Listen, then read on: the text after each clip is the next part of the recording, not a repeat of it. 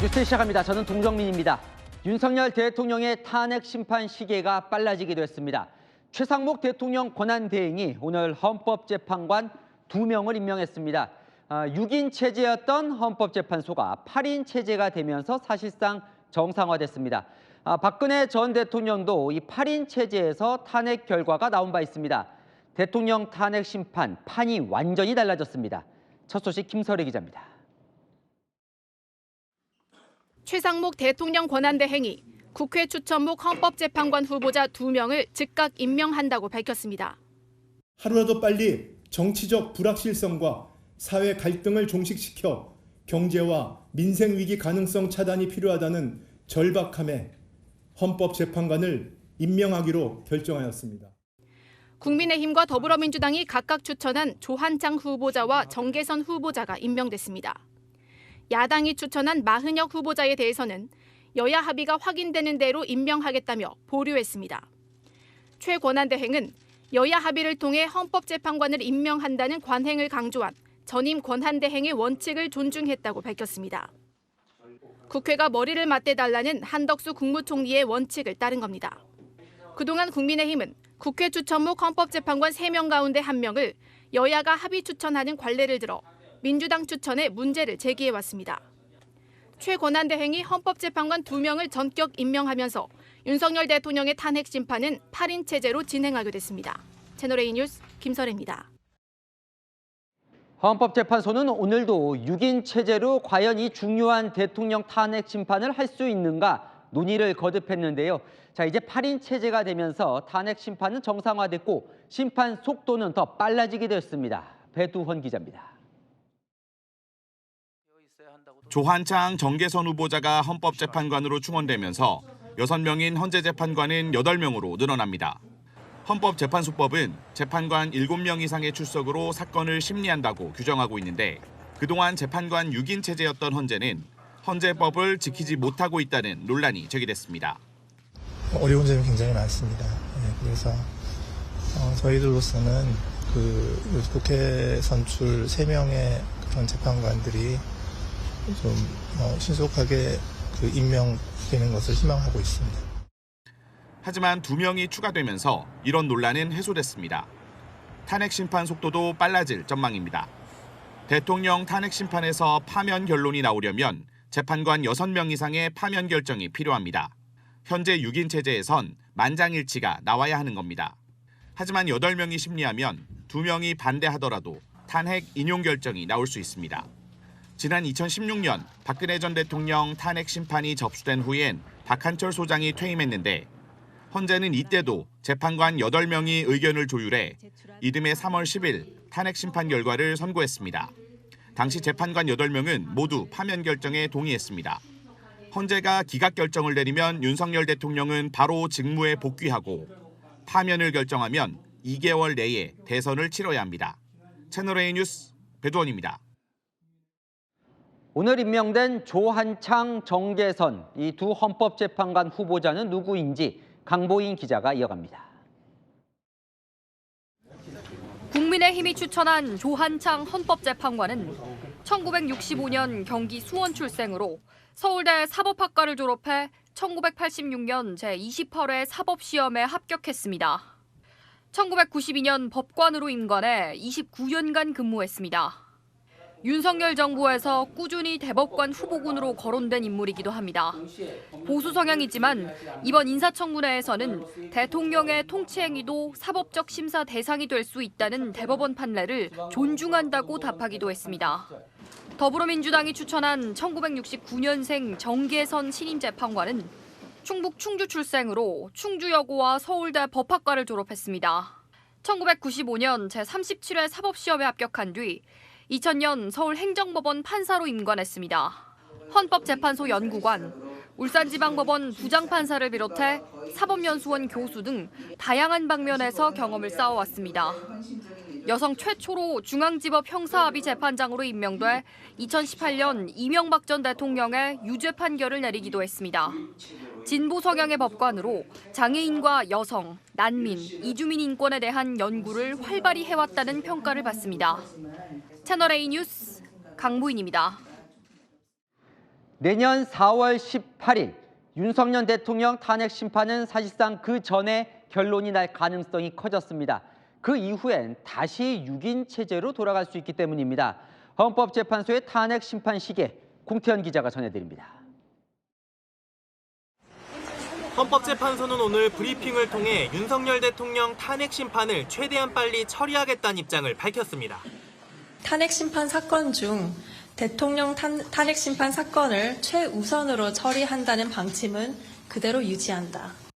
한덕수 국무총리 탄핵 심판이 접수돼 있지만 윤 대통령 사건을 먼저 처리해 국정 공백을 최대한 조기에 종식하겠다는 겁니다. 헌재는 후보자 3명 중 정계선, 조한창 2명이 재판관으로 임명되면서 8인 체제를 갖추게 됐습니다. 변수는 오는 4월 18일 문영배 헌재소장 권한대행과 이미선 재판관이 임기 만료로 퇴임한다는 점입니다. 문 권한대행과 이 재판관은 문재인 전 대통령이 지명해 임명된 재판관인데 이들이 퇴임하게 되면 헌재는 다시 6인 재판관 체제가 돼 정족수 논란을 휘말릴 수 있습니다. 헌재가 이러한 논란을 피하기 위해서라도 재판관 결혼이 생기기 전에 윤 대통령 탄핵 심판 선고일을 잡을 것이란 관측이 나옵니다. 현행법상 헌법재판소는 사건 접수 6개월 이내에 선고를 해야 합니다. 하지만 대통령 탄핵 심판은 국정 공백이 크다는 점을 고려해 6개월 전에 결론을 내렸습니다. 채널A 뉴스 공태현입니다. 6인 체제를 기반으로 헌법재판관 임명 지연 전략을 폈던 대통령 측은 전략 수정이 불가피해졌습니다. 남은 방법은 역시 하나, 버티기입니다. 손인혜 기자입니다. 대통령 측의 탄핵 심판 대응 전략 중 핵심은 헌법재판관 6인 체제를 유지하는 것이었습니다. 6인 체제를 유지하면 헌법재판관 중 1명만 반대해도 탄핵안 인용을 막을 수 있었기 때문입니다. 저는 끝까지 싸울 것입니다. 저를 탄핵하든 수사하든 저는 이에 당당히 맞설 것입니다. 하지만 오늘 최상목 대통령 권한대행의 재판관 2명 임명으로 전략의 차질이 불가피해졌습니다. 탄핵 가결을 위해선 총 6명이 찬성해야 하는데 6인 체제와 달리 8인 체제에선 3명이 탄핵에 반대해야 탄핵안 인용을 막을 수 있게 됐기 때문입니다. 대통령 측에서는 한덕수 총리에 이어 최상목 권한대행 역시 헌법재판관 임명만큼은 버텨주길 바라는 분위기가 컸습니다. 하지만 최 대행이 결국 헌법재판관을 임명하자 내부적으로는 대통령 경제수석까지 지냈던 최 대행에 대한 배신감을 언급하는 분위기도 감지됩니다. 대통령 측 관계자는 대통령이 가장 믿었던 공직자 출신 참모 중 하나였는데 배신감이 클 것이다라고 말했습니다. 헌재가 8인 체제로 정비되면서 이제 대통령 측에서 쓸 수 있는 전략은 오는 4월 18일까지 탄핵 심판을 최대한 늦추는 안이 거론됩니다. 문재인 전 대통령이 임명했던 문영배 헌재소장 권한대행과 이미선 재판관 임기가 끝나 헌법재판소는 다시 6인 체제로 돌아가기 때문입니다. 채널A 뉴스 손인혜입니다.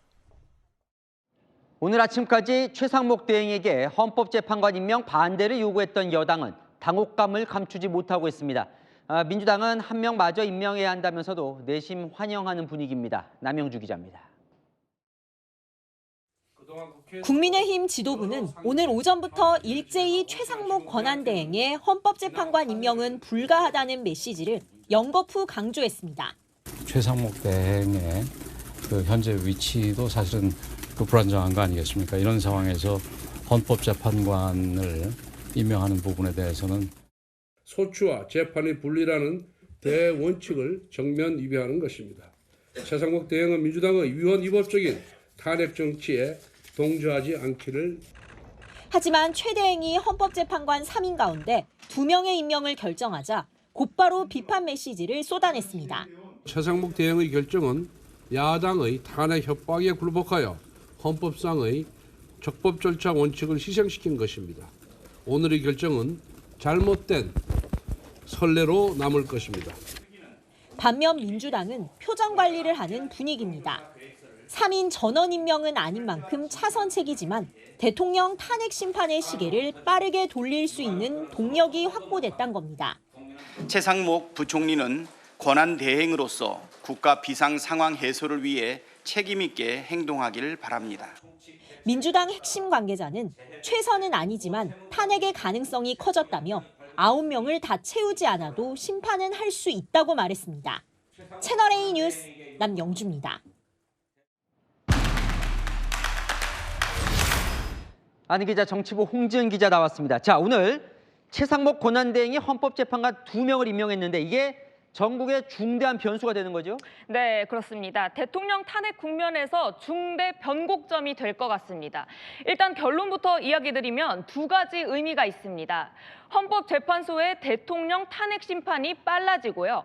탄핵 결론 4월 18일 이전에 마무리될 가능성이 커졌습니다. 하나씩 짚어봅니다. 자, 탄핵 심판이 빨라진다. 이건 왜 그런 거예요? 네, 지금까지는요. 헌법재판관 6인 체제로 돌아갔잖아요. 여기에 2명이 추가되면서 8인 체제로 윤석열 대통령에 대한 탄핵 심판을 진행할 수 있게 된 겁니다. 탄핵안이 인용되려면요. 재판관 6인이 찬성해야 합니다. 지금까지 6인 체제였다면 재판관 1명만 반대해도 탄핵안은 기각될 수 있었거든요. 즉, 전원 찬성이 필요하니 탄핵 심판 인용 가능성이 적었던 상황인 겁니다. 헌법재판소가 오늘까지도 결론을 내리지 못했던 이유기도 합니다. 그런데 그 고민, 최상목 권한대행의 결정으로 해소된 겁니다. 6인 체제에서 8인 체제가 됐으니 헌법재판소 입장에선 전원 찬성 부담을 덜고 빠르게 심판을 진행할 수 있게 된 거죠. 그렇다고 뭐 심판 인용할 거다 이렇게 지금 보기는 아직 섣부른 상황인데, 근데 왜 내년 4월 18일 전에 결론 날 가능성이 커진 겁니까? 네, 8인 체제가 됐더라도요. 4월 18일이면 또 다른 변수가 발생합니다. 바로 대통령 추천 몫인 헌법재판관 2명의 임기가 마무리되거든요. 즉 6인 체제로 돌아가게 되는 거죠. 그동안 헌법재판소는 완전한 협의체 구성을 강조해왔던 만큼 어떻게든 8인 체제일 때 결론 낼 가능성 크다고 볼 수 있겠습니다. 즉 2명이 사퇴하는 4월 18일 전에는 탄핵 결론을 낼 가능성이 큰 거죠. 자, 그런데요. 이 최상목 권한대행이 어쨌든 임명을 했어요. 한덕수 총리는 임명을 안 했었거든요. 완전히 다른 선택입니다. 네, 그렇습니다. 최상목 권한대행의 이번 결정을 놓고요. 여권에서는요. 한마디로 화들짝 놀랐습니다. 권한대행은 현상 유지일 뿐인데 헌법재판관을 임명할 수 없다는 게 기본 입장이었거든요. 그래서 한덕수 총리 역시 여야 합의를 강조하면서 임명을 보류했던 거고요.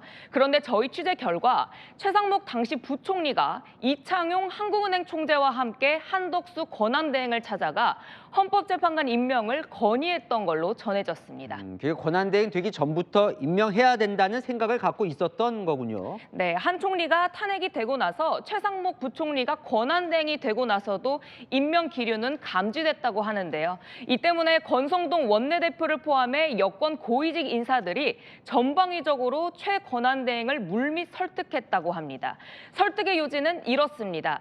한덕수 총리 탄핵을 두고 권한쟁의 심판 중인데 지금의 권한대행이 그렇게 판단하면 어떡하냐 이런 거죠. 즉 현상 유지에만 집중해야 한다는 겁니다. 그럼에도 최상목 대행의 결심은요. 이미 지난 토요일에 서 있던 걸로 보입니다.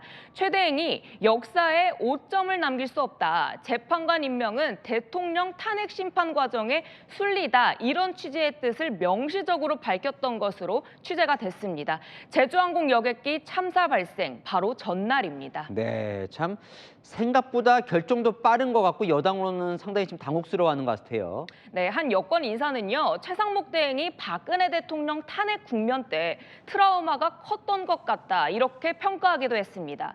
여권에서는 이 정부에는 배신자밖에 없냐, 비겁한 사람이다 등 최 대행에 대한 비난 쏟아지는 상황이긴 합니다.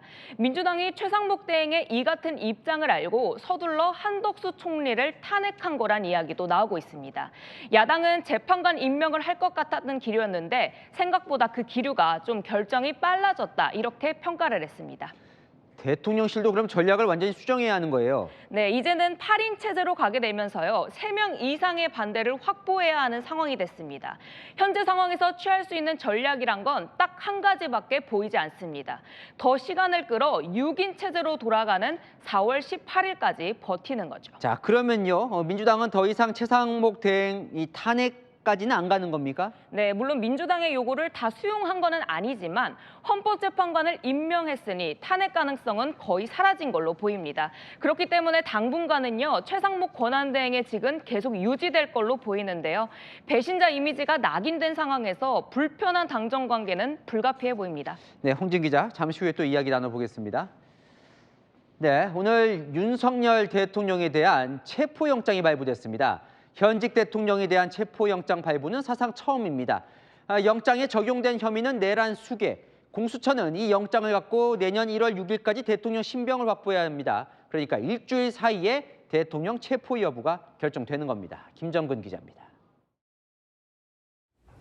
윤석열 대통령에 대한 체포영장이 발부됐습니다. 서울 서부지법은 고위공직자 범죄수사처가 내란 수괴 혐의 등으로 청구한 체포영장을 오늘 새벽 발부했습니다. 현직 대통령에게 체포영장이 발부된 건 헌정사상 초유의 일입니다. 법원은 체포영장과 함께 수색영장도 발부했는데 내란죄는 대통령의 불소추 특권 예외 범죄이기 때문에 체포나 압수수색이 가능합니다. 체포영장의 유효기간은 일주일입니다. 다음 달 6일까지 영장을 집행해야 하고 이 기한을 넘기면 영장은 효력을 잃습니다.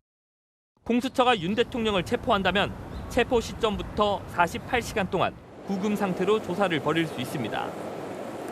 공수처는 윤석열 대통령이 앞서 3차례의 소환 요구에 모두 응하지 않자 어제 법원에 체포영장을 청구했습니다. 공수처는 합동 수사를 벌이고 있는 경찰과 협의해 영장 집행 일정을 결정할 예정입니다. 윤 대통령은 현직 대통령이라 공수처가 영장 집행에 나설 경우 경호처와 물리적 충돌이 벌어질 가능성도 있습니다. 공수처가 윤 대통령 신병 확보에 성공하면 윤 대통령은 경기 의왕시에 있는 서울구치소에 구금될 걸로 보입니다. 채널A 뉴스 김정근입니다. 서울 서부지법 담당 판사는 30시간이 넘는 고심 끝에 대통령 체포영장을 발부했습니다. 대통령이라 도주 우려가 있다고 보기 힘든데도 발부한 그 이유는 무엇일까요? 유주은 기자가 전해드립니다.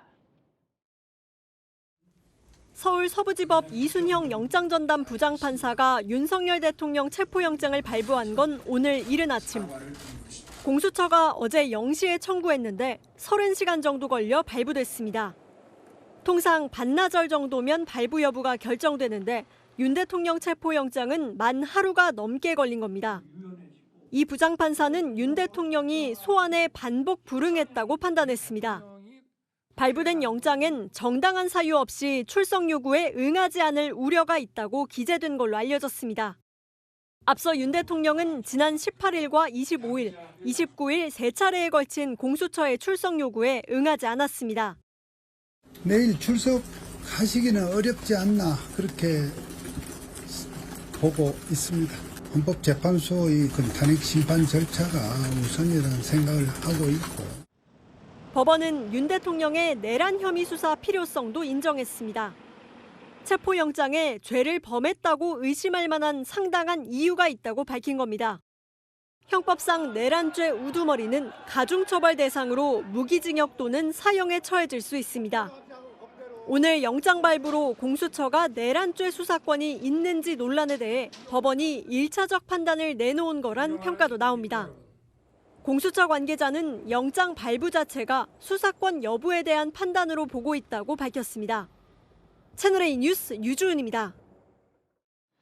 대통령 측은 즉각 반발했습니다. 이 체포영장은 불법이고 무효라며 헌법재판소에 체포영장 효력을 정지시켜달라는 가처분 신청도 냈습니다. 이세하 기자입니다. 윤석열 대통령 측은 법원이 발부한 체포영장에 대해 불법이자 무효라고 주장했습니다. 내란죄 수사권이 없는 고위공직자 범죄수사처가 청구하고 발부받아 불법이라는 겁니다. 권한 없는 기관에서 청구한 영장이 발부됐다는 것이 놀랍고 불법적인 영장 청구는 불법 무효라는 입장입니다. 윤 대통령 측은 헌법재판소에 체포영장 효력을 정지해달라며 가처분 신청과 권한쟁의 심판을 냈습니다. 현행법상 체포영장 발부에 불복하는 절차가 없지만 현재 가처분으로 영장 효력을 중단시켜보겠다는 겁니다. 변호인은 또 공수처가 시간과 장소 협의 없이 소환을 통보했다며 윤 대통령이 권력자라 오히려 피해를 보고 있다고도 주장했습니다. 비상계엄은 무너진 헌법 질서를 지키려는 정당한 통치 행위였다는 주장도 반복했습니다.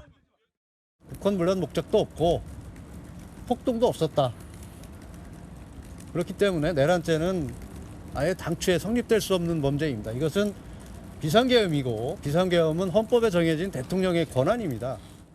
수사를 피하고 있다는 비판에 대해서는 정당한 수사권이 있는 기관에서 물으면 응하겠다고 밝혔습니다. 윤 대통령은 다음 달 3일 탄핵 심판 2차 변론 준비 기일도 앞두고 있습니다. 채널A 뉴스 이세아입니다. 가장 이목이 집중되는 두 곳, 대통령 관저와 공수처로 차례대로 가보겠습니다. 먼저 대통령이 머물고 있는 한남동 관저 앞입니다. 자, 지지자들이 몰려와 종일 시끄러웠는데요. 경호처도 체포 시도에 대비하는 모습입니다. 최승현 기자, 시민들이 아직 뒤에 많이 남아 있네요. 네, 대통령 관저 앞에선 대통령을 지키겠다며 몰려온 보수단체 집회가 오전부터 계속되고 있습니다. 경찰 추산 약 3천여 명이 참여했고요. 대통령 체포를 주장하는 수십 명의 반대 측 사람들까지 모이면서 오후까지 대치가 이어졌습니다. 양측에서 욕설과 고성은 물론 곳곳에서 몸싸움도 벌어져 경찰이 제압하기도 했습니다. 현장에는 윤상현 국민의힘 의원도 모습을 드러냈습니다. 공수처는 내란죄 수사권이 없기 때문에 영장 발부 자체가 원천 무효라고 강조했습니다. 이 모든 게 원천적으로 무효고 이 모든 게 불법인 거 아십니까, 여러분? 자, 만약 영장이 집행이 되면 경호처가 협조하느냐, 이게 관건인데요. 네, 대통령 관저는 각급 국가 중요 시설로 분류가 됩니다. 그동안 경호처는 군사 기밀과 보안 등의 이유로 대통령실과 안가 등에 대한 압수수색을 불허해 왔습니다.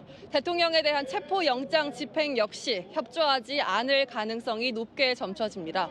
체포 영장이 발부되자 대통령 경호처는 적법한 절차에 따라 경호 조치가 이뤄질 것으로 알고 있다는 공식 입장을 내놨는데요. 대통령 측은 경찰의 체포 영장 집행에는 협조할 생각이 없다는 점을 분명히 했습니다.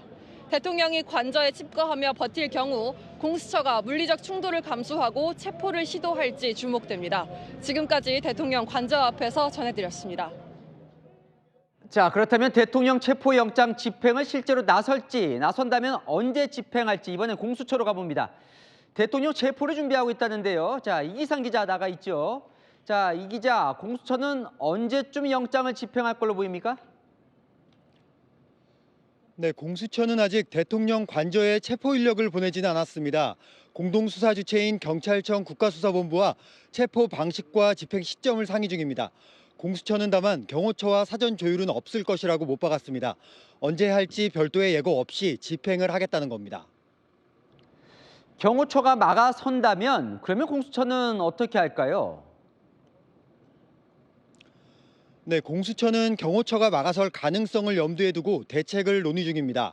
경호 저지선을 뚫을 수 있는 경찰 인력 규모도 검토 중입니다. 공수처는 경호처가 영장 집행을 가로막으면 공무집행 방해 혐의를 적용한다는 입장입니다. 자, 그렇다면 언제 체포에 나설지가 더 궁금해지는데요. 예, 공수처는 영장 기한 내에 윤 대통령을 체포하겠다고 확실히 밝혔습니다. 시간을 오래 끌지 않고 내일이나 모레쯤엔 집행에 나설 거란 전망이 나옵니다. 수색영장도 발부받았기 때문에 관저 내 자료를 확보할 수사팀도 투입할 걸로 보입니다. 자, 만약에 체포영장을 집행할 경우 그 다음 조사는 어떻게 되는 겁니까? 공수처 검사 외에 경찰 수사관도 투입될 수 있습니다. 공수처는 공수처청사에 윤 대통령을 조사할 별도 조사실도 마련하기로 했습니다. 윤 대통령을 체포하면 48시간 동안 조사를 한 뒤 이후 구속영장을 청구할 가능성이 높습니다. 지금까지 공수처에서 전해드렸습니다. 대통령과 여권에서는 대통령 체포영장을 서울중앙지법이 아닌 서울 서부지법에 청구한 부분을 문제 삼고 있습니다. 영장 받기 쉬운 곳에 영장 쇼핑했다는 주장인데 공수처는 일축했습니다. 백승현 기자입니다. 윤석열 대통령 측은 공수처가 대통령의 체포영장을 서울 서부지법에서 발부받은 것을 문제 삼았습니다. 1심 재판을 관할하는 서울중앙지법이 아닌 서부지법으로 우회해 영장을 발부받았다는 겁니다. 중앙지법에 당연히 청구돼야 될 영장이 무슨 영장 쇼핑하듯이 서부지방법원에 가서 청구가 됐습니다. 국민의힘도 같은 문제를 제기했습니다.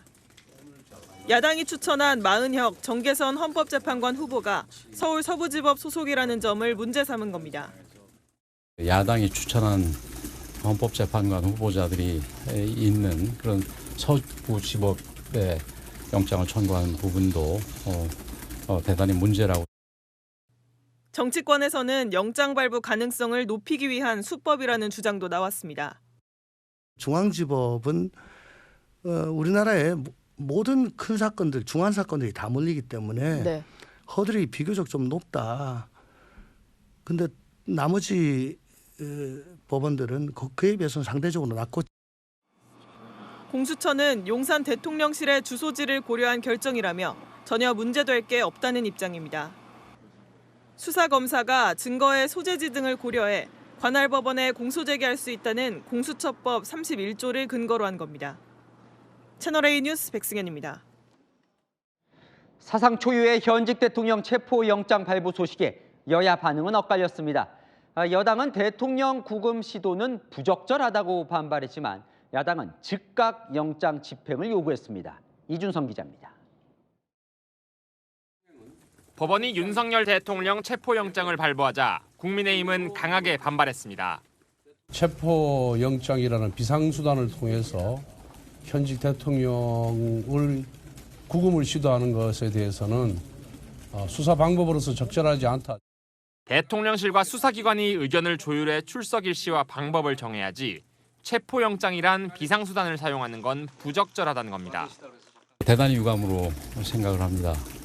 현직 대통령이 증거인멸에 염려가 있다거나 무슨 도주 우려가 있다거나 이런 것도 전혀 없는 상황에서 권영세 비대위원장은 제주항공 여객기 참사 애도 기간에 영장이 발부된 시기도 문제 삼았습니다. 반면 야당은 노골적으로 수사를 회피해왔다며 즉각 대통령 체포를 요구했습니다. 국민의힘은 체포영장까지 발부된 내란 수개를 감싸지 말고 국가 비상상황 수습에 적극 협조하길 바랍니다. 최상목 권한대행에게 요구합니다. 대통령 경호처를 비롯한 관계기관에 내란 수사에 적극 협조할 것을 명령하십시오. 민주당은 경호처가 버티면 대통령 체포영장 집행과 그 이후의 수사 과정이 매우 험난할 것이란 전망도 내놨습니다. 채널A 뉴스 이준성입니다. 자, 홍지은 기자 다시 나왔습니다. 처음 보는 장면이라서요. 영장이 발부됐으니까 그럼 대통령은 체포가 되는 겁니까? 네, 당장은 쉽지 않아 보입니다. 일단 윤 대통령 측은요, 체포영장에 불응할 방침이고요. 경호처 역시 영장 집행을 허용하지 않을 가능성이 커 보입니다.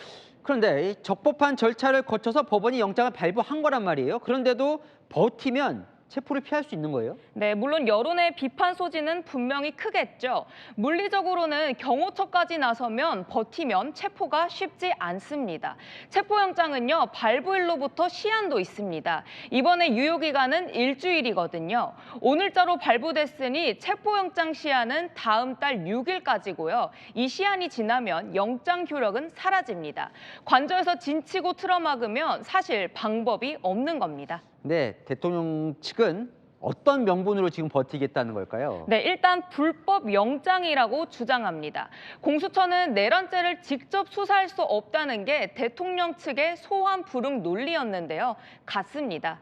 불법 수사하고 있는 공수처가 집행하려는 영장도 불법이라는 거죠. 그럼 경호처는 왜 막으려고 하는 거예요? 네, 경호처는 체포영장이 발부되자 이런 입장을 냈습니다. 적법 절차에 따라 경호 조치를 하겠다고요. 경호처에 적법 절차가 무엇이냐고 묻자 한 예시로 형사소송법을 들었습니다. 대통령 관저는 국가 기밀과 관련된 보안시설이기 때문에 강제 진입이 불가하다는 건데 형사소송법상 국가에 중대한 해를 빼고는 진입이 안 된다는 겁니다. 하지만 법원이 법원이 영장을 발부해줬다는 자체가 공수처 수사의 정당성에 문제가 없다는 반증 아니냐, 법 앞에 모든 국민이 평등한 거 아니냐, 이런 비판 소지는 분명히 있어 보입니다. 대통령 측은 공수처가 체포영장 발부 소식을 공개하며 여론전을 편다는 불만도 강합니다. 그러면 체포를 거부할 경우 공수처는 이게 강제 집행은 못하는 거예요? 네, 공수처는요 오늘 명확하게 이렇게 이야기를 했습니다. 집행하는 게 원칙이라고요. 1월 6일 이전에는 반드시 집행하겠다는 건데요. 지금 공수처는 경찰과 함께 공조수사본부를 꾸리고 있죠. 오늘 당장 체포영장 집행에 들어가지 않은 건 경찰과 함께 준비하는데 시간이 걸리는 걸로 보이는데 내일이든 모레든 일주일 안에 집행하겠다는 입장에는 변함이 없습니다. 만약에 공수처가 집행을 해요. 경호처가 막아요. 그러면 물리적 충돌 가능성도 있는 건가요? 네, 물론 경호처는요. 막겠다, 안 막겠다 이렇게 밝히지는 않았지만요. 적법 절차에 따라 경호하겠다고 분명히 한 만큼 영장 집행 막을 가능성이 커 보입니다. 지금껏 경호처는요. 보안시설이란 이유로 압수수색을 거부해왔는데 이를 준용하겠다는 거죠. 하지만 공수처는 보안상 이유로 체포영장을 막는 건 말도 안 된다고 합니다. 압수수색 영장과 달리 체포영장은 보안시설을 건드릴 것도 없고 대통령만 딱 체포해가면 된다는 겁니다. 공수처는요, 경호처가 영장 집행을 막으면 직권남용, 공무집행 방해라고 주장합니다. 그럼 결과적으로 어떻게 될까요? 대통령 체포 여부는요? 충돌 가능성도 궁금하고요. 네, 물론 가능성을 배제할 수 없지만은요, 경호처는 절차를 하나하나 따져가면서 시간을 지연시키는 전략을 쓸 걸로 보이는데요. 공수처가 충돌 부담을 감수하고 밀고 들어갈지는 봐야 할 듯합니다. 지금 관저 앞에는요, 대통령 지지자들도 이렇게 결집해 있죠. 체포영장 집행 과정에서 물리적 충돌 가능성이 있다 보니 변수가 될 것 같습니다. 그러면 나중에 혹시나 이 구속영장 여부가 발부되면 대통령 측은 그것도 응하지 않을 방침일까요? 네, 대통령 측에서는요. 체포영장 국면과 구속영장 국면은 좀 다르게 보는 분위기도 읽힙니다. 체포영장 이후 국면은 수순산 구속영장이 될 텐데 이때는 논리적으로 적극적으로 붙고 대응해야 하느냐 이런 의지가 읽힌다는 겁니다. 구속영장의 경우 체포영장과 달리 집행의 시한이란 것도 딱히 없고요. 심사에 소극적이면 곧바로 구속이라는 결론이 될 수 있는 만큼 좀 다르다고 보는 겁니다. 어쨌건 버티는 게 능사냐 좀 논란이 될 것도 같습니다. 네, 법 앞에 모든 국민은 평등하잖아요. 체포영장이 발부됐는데 이렇게 버틸 수 있는 국민이 있을까 이런 이야기도 나옵니다. 대통령은 예외냐는 비판에서 자유로울 수 없다는 겁니다. 국민의힘 친윤 의원들조차도요. 대통령을 향한 자진 출석 요구가 나오는 상황인데요. 대통령 위신을 최소한이나마 지켜야 하는 거 아니냐는 거죠. 네, 잘 들었습니다. 안희 기자, 홍지연 기자가 살펴봤습니다. 네, 헌법재판관 2명을 전격 임명한 최상목 대행, 이른바 쌍특검법에 대해서는 거부권을 행사했습니다. 오늘 국무회의에 올라온 내란 특검법과 김건희 여사 특검법에 대해 제의를 요구했습니다. 이다혜 기자입니다. 최상목 대통령 권한대행이 내란 특검법과 김건희 여사 특검법을 다시 논의해달라고 국회에 돌려보냈습니다.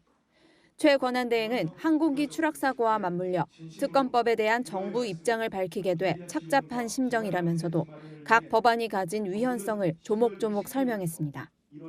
우선 김 여사 특검법은 위헌 소지가 있어 3차례나 제의를 요구했었는데 위헌성이 더 커진 법안이 넘어왔다고 지적했습니다.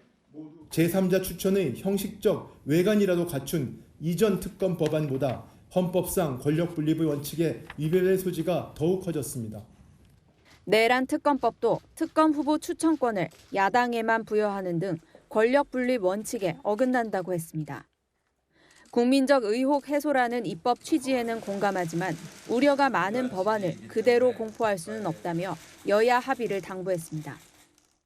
여야가 다시 한번 머리를 맞대고 모두가 동의할 수 있는 합리적인 방안을 강구해 주실 것을 호소드립니다. 최 권한대행은 통상 오전 10시에 열리던 국무회의를 오후 4시 30분으로 미루고 쌍특검법 제의 요구안 상정 여부도 회의 직전에 확정했습니다. 여야 갈등이 지속되고 있는 만큼 끝까지 숙고하는 모습을 보여준 거란 해석이 나옵니다. 채널A 뉴스 이다혜입니다. 이재명 민주당 대표 위증교사와 공직선거법 위반 혐의 2심 재판을 준비 중이죠.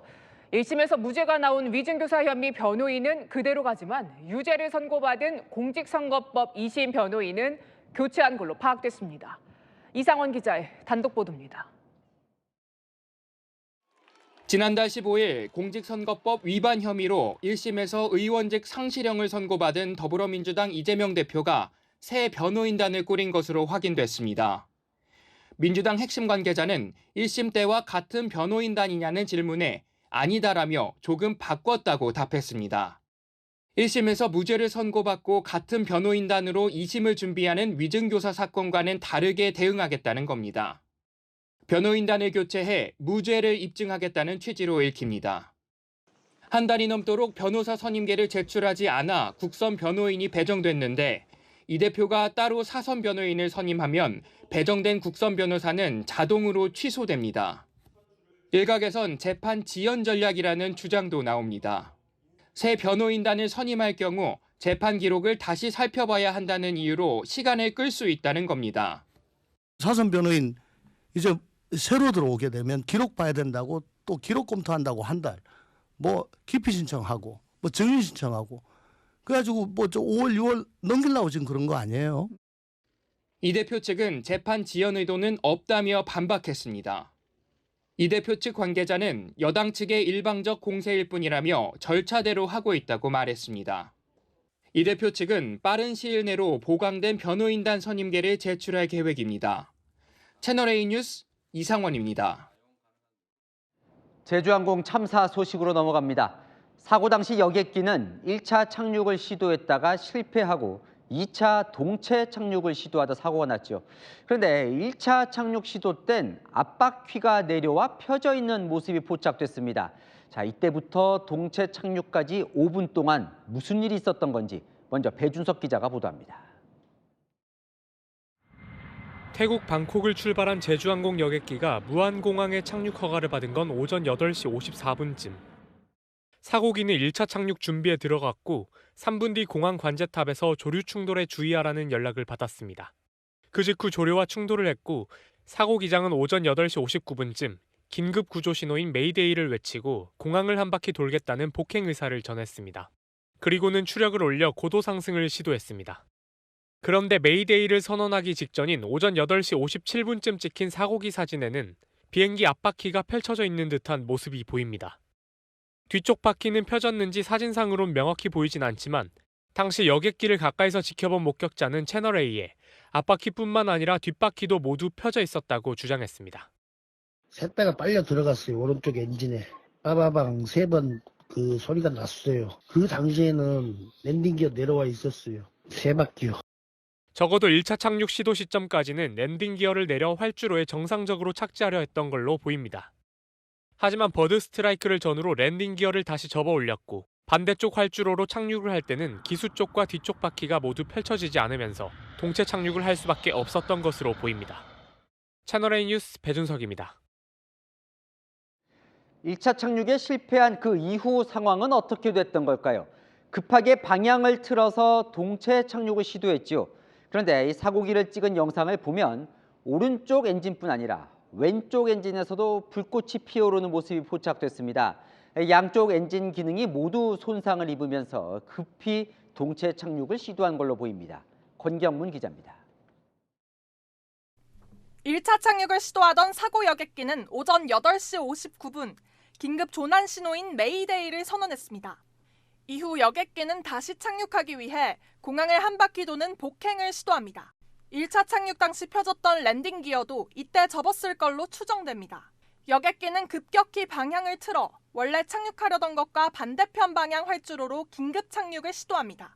통상 복행은 활주로를 크게 한 바퀴 돌아 원래 내리려는 활주로로 재접근하는데 이날은 달랐던 겁니다. 여객기가 무안공항 활주로 1200m 지점에 접지한 건 오전 9시 2분. 동체 착륙을 시도했지만 속도를 줄이지 못하고 로컬라이저에 부딪혀 폭발을 일으켰습니다. 이미 사고기의 양쪽 엔진이 모두 손상돼 제대로 복항 경로를 따를 수 없었던 상황으로 보입니다.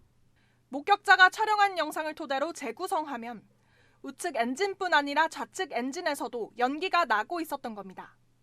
사고기의 항적이 기록된 분석 사이트에도 기장이 메이데이를 외치기 직전인 오전 8시 58분까지의 항정만이 남아 있습니다.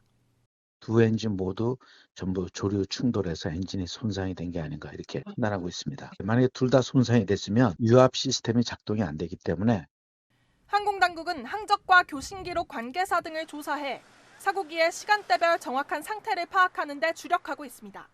채널A 뉴스 권경문입니다. 무안공항은 7개월 전 한국공항공사의 지적을 받은 것으로 나타났습니다. 안전거리 미확보 때문이었는데요. 규정을 지켜 문제가 없다는 국토부의 해명과는 배치되는 정황이 드러나고 있습니다. 장호림 기자입니다. 사고 발생 7개월 전인 지난 5월 한국공항공사 홈페이지에 올라온 무안국제공항 공항 운영 규정 문서입니다. 착륙 유도 안전시설인 로컬라이저를 설치하면서 안전구역 권고 기준을 준수하지 못했다고 지적하고 있습니다. 공항 운영 규정에 따라 무안공항은 활주로 끝 지점부터 240m의 안전구역을 확보해야 합니다. 하지만 활주로 정방향과 역방향 각각 38m와 41m가 모자란다는 겁니다. 이에 무안공항은 2단계 확장 시 추가 확보를 검토하겠다는 개선 계획을 내놓기도 했습니다. 최소 90m 확보만 하면 되고 240m는 권고 기준이라 문제가 없다는 국토부 해명과는 배치되는 내용입니다. 근데 그 종단 안전 구역을 벗어나서는 이런 어떤 여러 가지 규정들이 적용되지 않는다. 저희 무안 쪽은 그런 어떤 그 범위 밖에 있었기 때문에 여러 가지 제한된 어떤 그 이제 규정들이 적용되지 않고 있다라는 말씀을 좀 드린. 미국 기준인 300m와 비추어 봤을 때도 국내 규정은 한참 못 미칩니다. 국제 기준에 맞게 늘렸다면 충분한 안전거리를 확보했을 가능성도 있습니다. 국토부 고시에 따라 로컬라이저까지 안전구역을 확보했어야 한다는 지적도 나옵니다. 정밀 접근 활주로에 해당하는 무안공항의 경우 첫 번째 장애물인 로컬라이저까지 안전구역을 연장하고 부러지기 쉬운 받침대에 장착해야 한다는 겁니다. 국토부는 무안공항이 한시적으로 해당 활주로에 해당하지 않는다고 해명했지만 애매모호한 대응이 논란을 더욱 키우고 있다는 비판이 나옵니다. 채널A 뉴스 장호림입니다. 무안공항 활주로에 설치된 콘크리트 둔덕이 피해를 키웠다는 지적 나오죠. 그런데 이런 콘크리트 둔덕이 전국에 최소 6곳 있는 것으로 파악됐습니다. 홍진우 기자입니다. 여수공항 울타리 너머로 거대한 둔덕이 보입니다. 꼭대기엔 붉은색 안테나들이 세워져 있습니다. 여객기 착륙을 돕는 역할을 하는 안테나인 로컬라이저입니다. 무안공항과 마찬가지로 콘크리트 구조물 방식으로 만들어졌습니다. 한국공항공사에 따르면 전국 14개 공항 중 이런 방식으로 로컬라이저를 세운 곳은 최소 6곳으로 파악됩니다. 이에 대해 국토교통부는 활주로 높이 이상으로 시설이 올라와 있지 않으면 제 성능을 발휘하지 못한다며 전파 각도가 충분치 않아 안테나가 항상 높게 세워져 있다고 설명합니다. 형태들이 뭐 다소 약간씩 다 상이합니다. 안에 재질들이. 그런 것들은 이제 공항을 처음에 설계할 때 여러 가지 아마 감안을 해서 아마 최적의 방법을 찾았던 그런 어떤 그 시공 방식이 아닌가. 그러면서도 사고 조사 결과를 점검한 뒤 구조 변경 여부 등을 검토하겠다는 입장입니다. 전문가들은 규정보다 항공기 안전 문제를 더 고려해야 한다고 지적합니다. 이런 가운데 경찰은 수사관 500명이 넘는 대규모 전담 수사팀을 꾸렸습니다. 사고 책임 소재는 물론 무안공항의 로컬라이저 콘크리트 구조물이 설치 기준을 준수했는지 등도 살펴볼 것으로 알려졌습니다. 채널A 뉴스 홍신우입니다. 활주로에 항공기를 강제로 멈추게 하는 장치가 있었다면 어땠을까요? 미국엔 이마스라 불리는 활주로 이탈 방지 시스템이 있는데 지금까지 22건의 사고를 막았습니다. 우리나라 활주로에는 단 한 곳도 없습니다. 정다은 기자가 취재했습니다. 활주로를 넘어 빠르게 미끄러지는 여객기가 활주로 말미에서 서서히 속도를 멈춥니다. 지나간 바닥은 처참하게 부서져 있지만 여객기는 무사히 도착합니다. 활주로 이탈 방지 시스템 이마스 기능 덕분입니다. 활주로 바닥에 깔려 있는 경량의 콘크리트 블록인데 감속 기능을 갖고 있습니다. 뭐 스티로폼보다 좀 강한 그런 물질로 블록을 만들어 놓고 비행기가 글로 위로 지나가면서 그 부서지는 충격과 높이가 낮아짐으로써 그 바퀴에 제동을 시켜서 더 이상 진행이 안 되게 하는. 지난 2016년 10월 마이크 펜스 당시 공화당 부통령 후보를 태운 여객기가 뉴욕 라가디아 공항 활주로에서 이탈했습니다. 이 위험한 상황을 넘긴 것도 활주로 너머에 있는 이마스였습니다.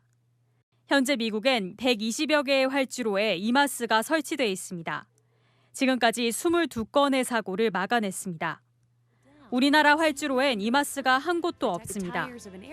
제주항공 여객기 참사로 국내에서도 이마스의 필요성이 제기되고 있습니다. 전문가들은 이마스가 비상 착륙 상황에서 속도 조절에 도움이 될 것이라고 말했습니다. 채널A 뉴스 정다은입니다. 네, 해외 항공 전문가들도 이번 여객기 참사를 주의 깊게 보고 있는데요. 40년 넘는 경력의 미국 항공기 전문가는 콘크리트 둔덕을 가장 이해할 수 없는 부분으로 꼽았습니다. 워싱턴에서 최주현 특파원이 취재했습니다.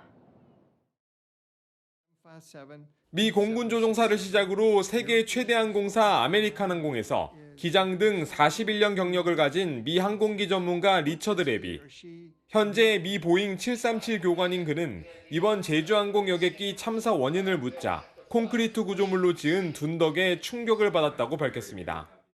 Never. I've never seen one where the antenna is supported by cement, ever. It's on some kind of structure that would break, that would bend, that would be even destroyed. 특히 초기 사고 원인으로 지목됐던 조류 충돌만으로는 대형 사고가 발생하기 어렵다는 겁니다. The left engine has a big hydraulic pump. Then there's another hydraulic pump. It's an electric pump. And it would have enough power to lower the landing gear. So 다만 항공기 전문가로서 당시 상황이 동체 착륙을 해야 했던 상황으로는 보이지 않는다며 결정 과정이 밝혀져야 한다고 강조했습니다. A belly landing is the last resort if you're going to, because you can't get the landing gear out. I don't think this is the case. I think there's more to it.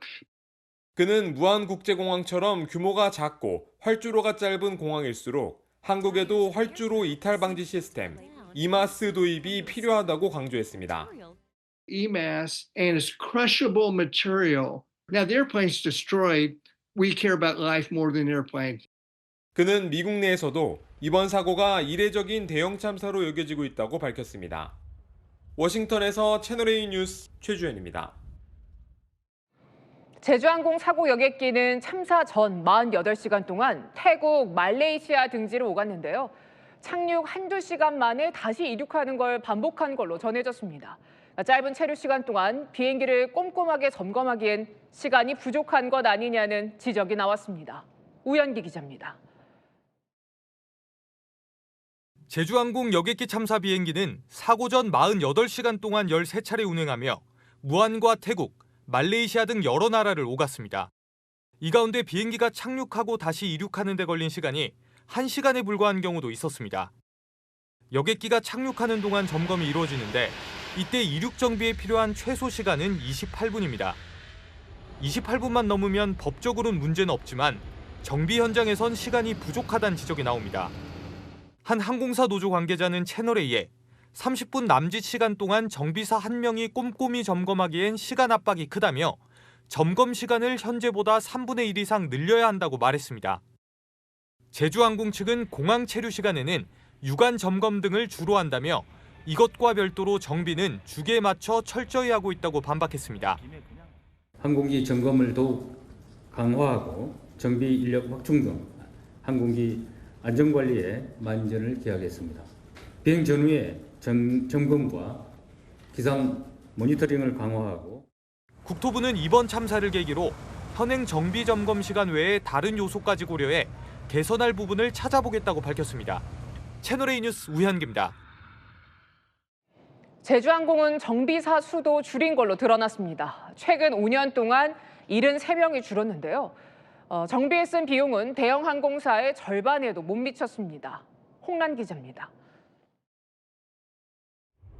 제주항공의 경우 대형사보다 평균 기령이 2, 3년 더 노후화됐고 많은 운항 편수로 인해 정비가 더 자주 필요합니다. 그만큼 많은 항공정비사가 필요한데 제주항공은 최근 5년간 73명의 정비사를 줄였던 것으로 나타났습니다. 제주항공 소속 정비사 수가 지난 2019년 총 542명에서 지난해 469명으로 5년간 13% 이상 감소한 겁니다.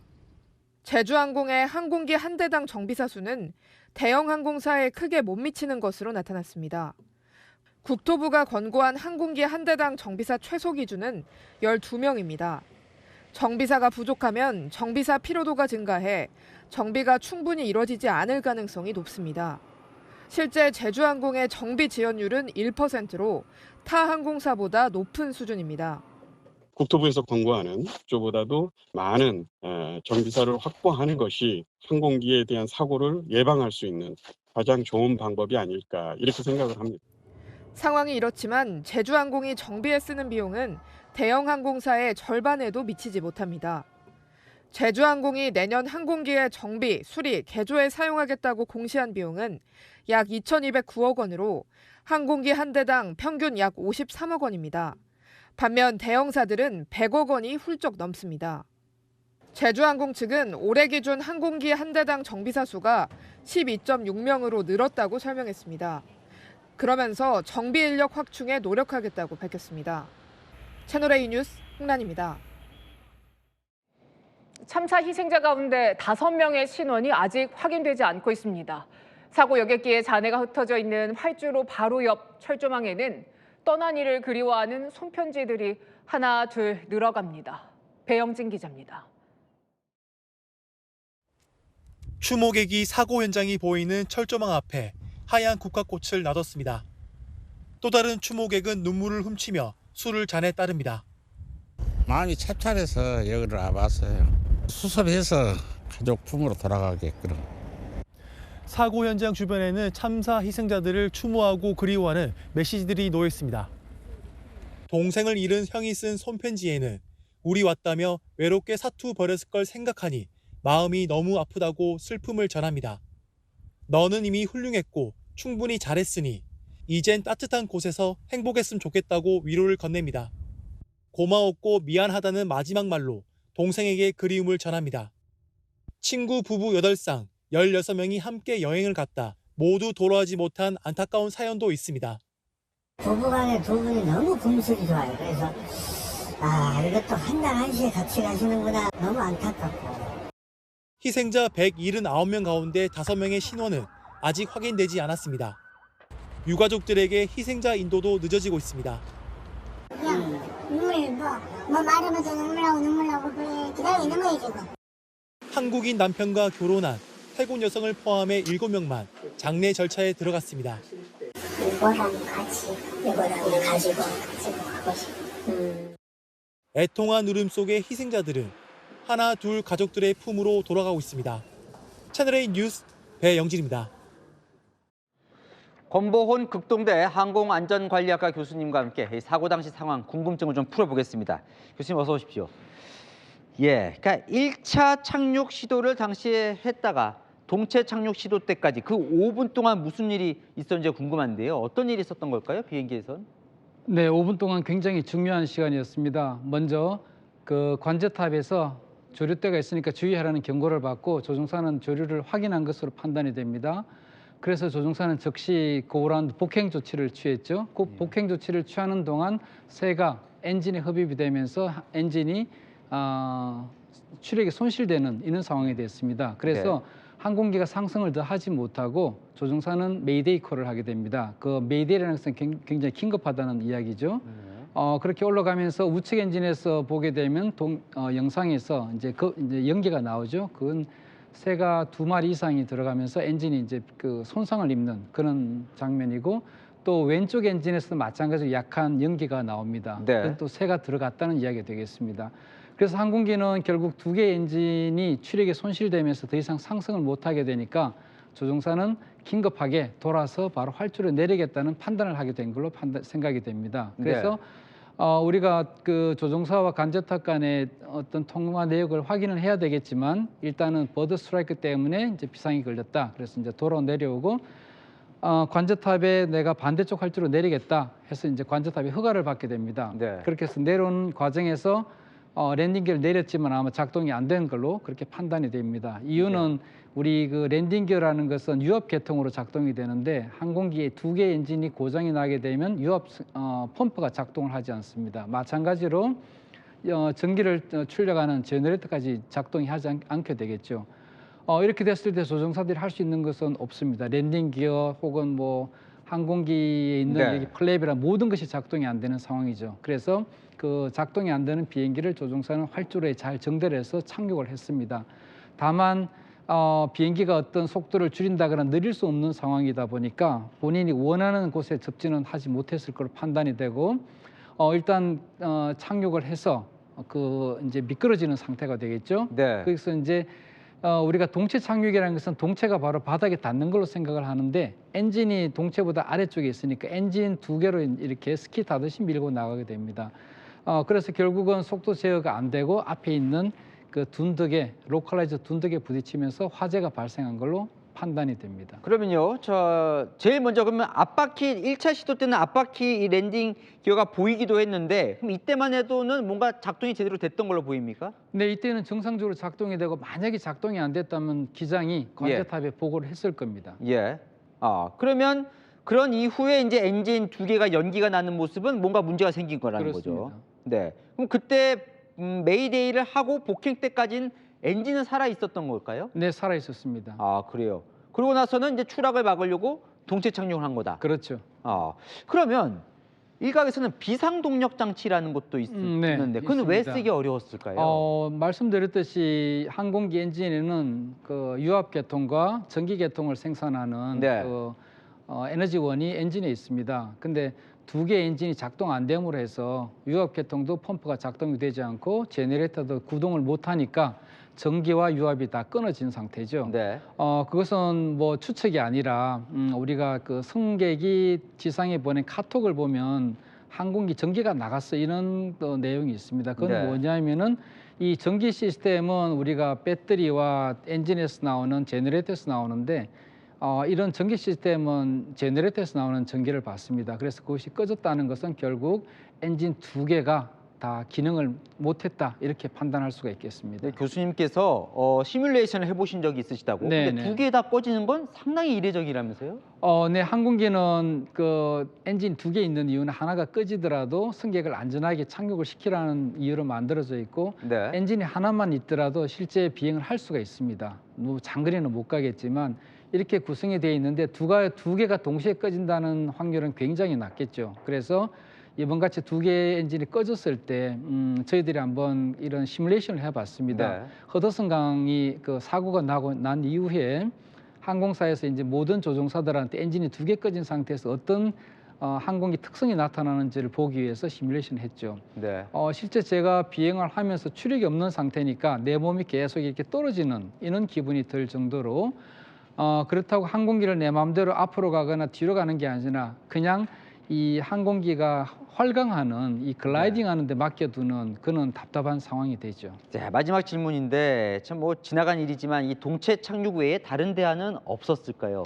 네, 현재 조종사가 이렇게 180도 선에 착륙을 한다는 것은 최후의 조종사들이 가장 최후에 하는 기동이 되겠습니다. 네. 그래서 그 당시 조종사 판단 또는 제가 여러 가지 상황을 판단했을 때 이렇게 동체 착륙 이외에는 방법이 없었을 것이다 하는 생각입니다. 네, 알겠습니다. 여기까지 듣겠습니다. 권보훈 국동대 교수와 이야기 나눠봤습니다. 오늘 나와주셔서 감사합니다. 감사합니다. 서울 양천구의 시장에서 70대 남성이 몰던 차량이 돌진해서 상인과 보행자 등 13명이 다쳤습니다. 음주운전은 아닌 것으로 파악됐는데 경찰은 정확한 사고 원인을 조사하고 있습니다. 이해주 기자입니다. 시장 입구에 출입 통제선이 쳐 있습니다. 바닥엔 상자와 각종 집기가 널브러져 있습니다. 상인들이 빗자루를 들고 이리저리 정리하고 떨어진 물건들을 주워 하나씩 트럭으로 옮겨 담습니다. 서울 양천구 목동 깨비시장으로 승용차가 돌진한 건 오늘 오후 3시 55분쯤. 운전자는 70대 남성이었습니다. 물건 싣고 차 앞에서 딱 쓰고 거기 받고 이쪽 받고 저기 받고 5번 이상 지그재그. 이 사고로 시장 상인과 보행자 등 13명이 다쳤습니다. 이 중 4명이 중상을 입고 인근 대학병원으로 이송돼 치료를 받고 있습니다. 운전자는 조작 실수를 주장하고 있는 걸로 알려졌습니다. 경찰 조사 결과 운전자는 음주 상태는 아니었던 것으로 파악됐습니다. 경찰은 남성에 대한 약물 검사도 진행했는데 간이 시약 검사에서 음성 반응이 나온 걸로 전해졌습니다. 정확한 사고 원인과 피해 상황 등을 조사하고 있습니다. 채널A 뉴스 이혜주입니다. 성혜랑 기자와 여랑야랑 시작합니다. 첫 번째 주제 보겠습니다. 민주당은 뭘 못 참는다는 걸까요? 네, 민주당이 가짜 정보에 못 참겠다고 나섰는데요. 이 민주당이 정부 예비비를 삭감해서 이번 제주항공 여객기 참사 대응에 걸림돌이 될 수 있다 지적이 나오자 발끈한 겁니다. 예비비라면 이제 정부 비상금인데 일단 삭감한 건 맞는 거죠? 네, 그건 맞습니다. 이 정부는 내년 예비비로 4조 8천억 원의 편성안을 냈지만 민주당이 절반으로 삭감했죠. 특히 재난에 투입되는 목적의 예비비 가운데 1조 원을 줄여서 당시 여도, 야도 비난 거셌습니다. 더불어민주당이 삭감해버린 예산에는 1조 원의 재해 대책 예비비도 포함되어 있어요. 이런 데 쓰려는 거거든요. 그때그때. 재난재해 예비비까지 없앴습니다. 한마디로 예산 깡패질입니다. 자, 그럼 민주당은 어떤 점이 정확히 가짜 정보라는 걸까요? 네, 지금 통과된 예산안으로도 이 사고 수습에 전혀 무리가 없다는 겁니다. 이미 행정안전부 재난대책비로 3,600억 원이 편성돼 있다는 거죠.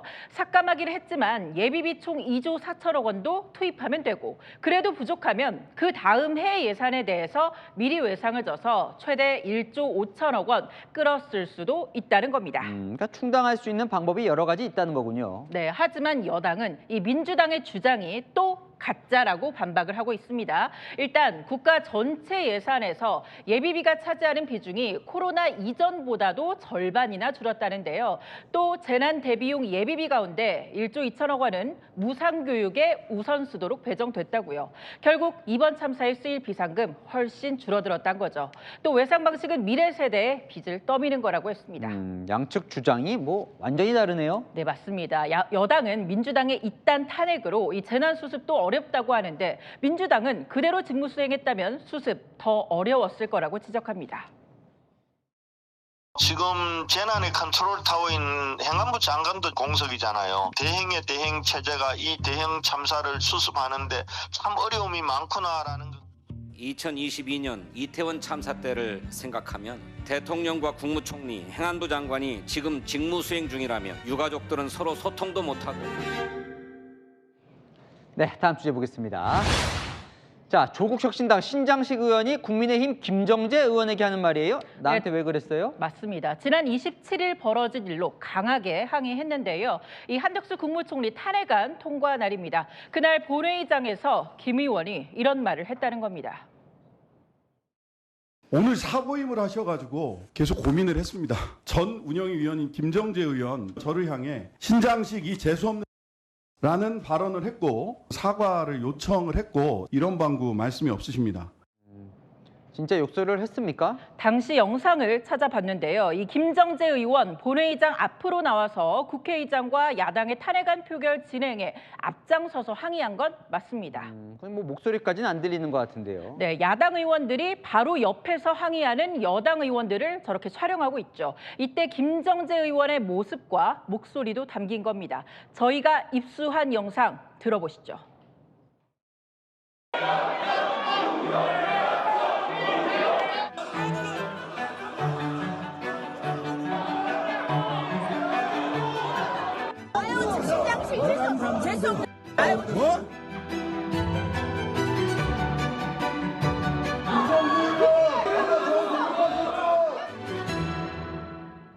김정재 의원은 뭐라고 해요? 네, 특별한 입장을 밝히지는 않았는데요. 다만 당시 김 의원 옆에 있던 한 여당 의원은 이 민주당 의원이 김 의원을 들고 끌어냈다면서 야당의 폭력도 있었다고 주장했습니다. 이 신 의원은 김 의원의 발언 명백한 징계 사안이라는 입장입니다.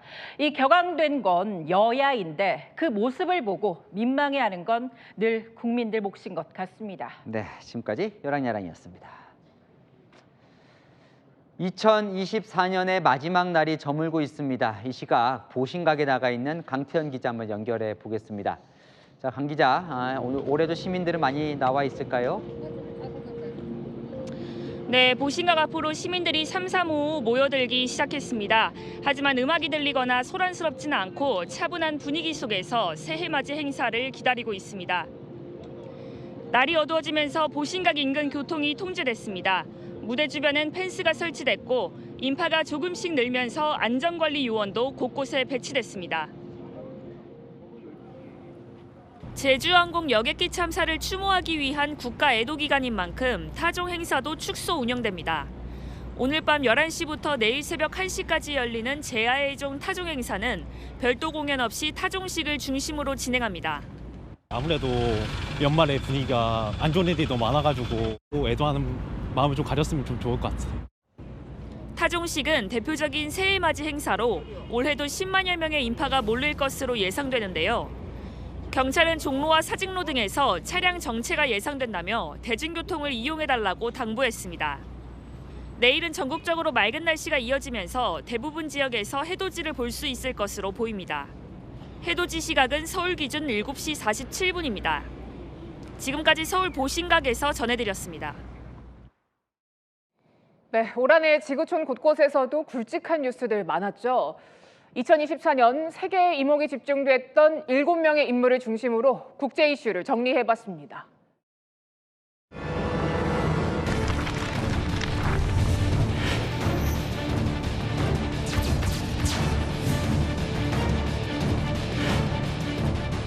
Make America great again.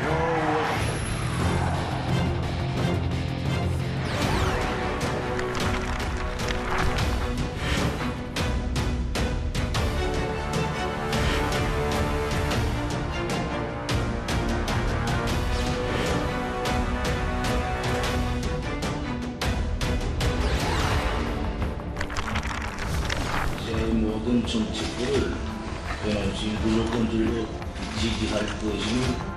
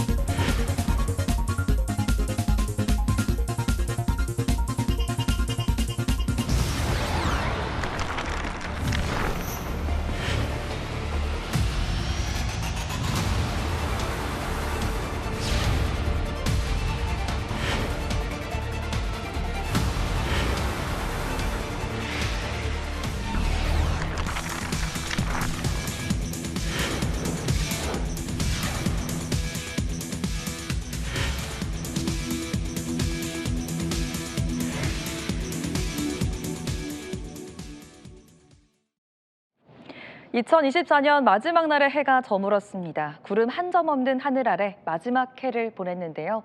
새해 첫날인 내일도 대체로 맑겠고 큰 추위 없겠습니다. 최저 영하 1도 안팎, 최고 8도 안팎이 되겠습니다.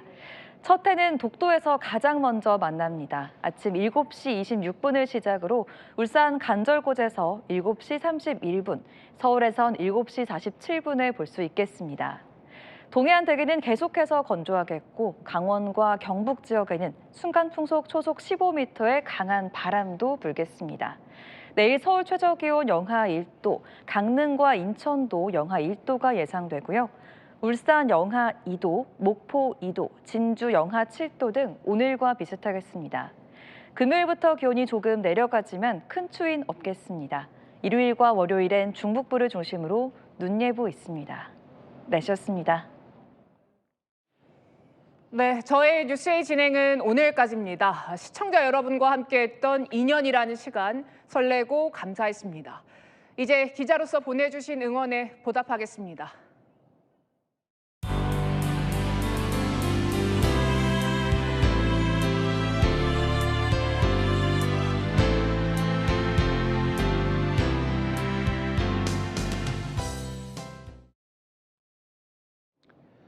다사다난이라는 상투어로는 모자랐던 2024년이었습니다.